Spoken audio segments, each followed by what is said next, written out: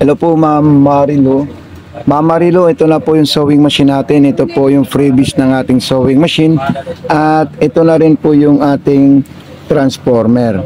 So unang isasaksak po natin ma'am, ito po yung isasaksak natin dito. Then pagkatapos, ito naman po siya ma'am.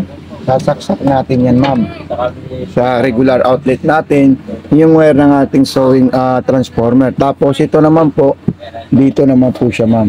Ayan. Okay, so sasaksak natin dito yan, sasagad natin dito. Ayan. Ayan. Tapos ito po siya ma'am, yung foot pedal ng ating unit. Then pagkatapos po nyan ma'am, ang gagawin natin dito, yung sa ilalim po ma'am, ito po siya ma'am. Ganito po siya. Ayan. So pag tayo po ay magpupundo ng sinulid, dito po tayo ma'am ilalagay po ma'am. Ayan. Tapos itutulak natin doon. Tapos hapakan natin yan. So ayan po siya ma'am. Tapos ito, then ilalagay natin dito. Ayan. Pag nailagay natin dito, igaganito natin yan. Tapos ilalagay natin dito. Okay? So ito na po siya ma'am. Tapos ipapasok natin dito. Ayan.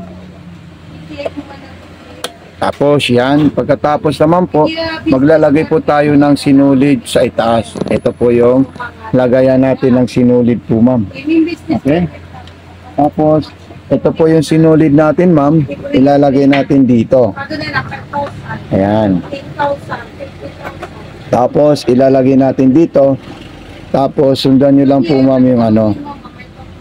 Ayan.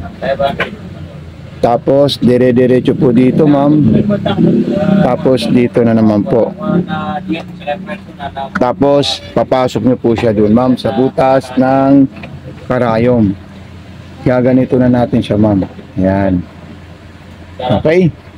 Pagkapasok natin dyan, ang gagawin natin, iindikit natin ito ma'am. Ayan. Okay, so ayan po siya. Then, pag nakain niya, ilalagay natin dito. So, ito naman po siya ma'am. Ayan.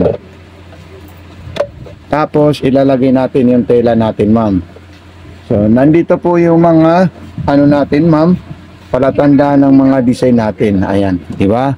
So, ayan po siya. Yung bilis ng takbo niya, depende po yan sa pag-apak natin ma'am. Pag madiin, sobrang mabilis po siya ma'am. Kaya, dahan-dahan nyo lang po ma'am yung pag-apak nyo po ma'am. Okay? Ito naman po ma'am yung nagko-control ng tahi sa ilalim. Once yung tahi natin sa ilalim is maluwag, tataasan natin yung numero natin dyan ma'am. Okay? Then kung mga zigzagger lang gagamitin natin, ayan, may zigzag na maliit at may zigzag na malaki. Tapos ito naman po, ayan. Ayan, so napakahusay po ito ma'am na sewing machine. Lahat po yan ma'am gumagana, all goods, all function. Kaya kung gusto niyo po ng full video tutorial natin, mag-message lang po kayo ma'am sa Mato Sewing Machine Vlog. Ayan, so pang-garterize, ayan po siya ma'am. So kompleto po ito ma'am, wala na po tayong may iwan dito sa ating sewing machine po ma'am. Ayan. Okay. So ayan, ilalagay ko na po siya ma'am. Tapos ito, ayan, ipapaipit natin dito siya ma'am. Ayan. Paipit ko lang po siya ma'am. Tapos ito na po siya ma'am. Tsaka yung food control niya, ilalagay natin siya ma'am. Ayan. Okay. So maraming salamat po sa iyo ma'am. God bless and more power po ma'am.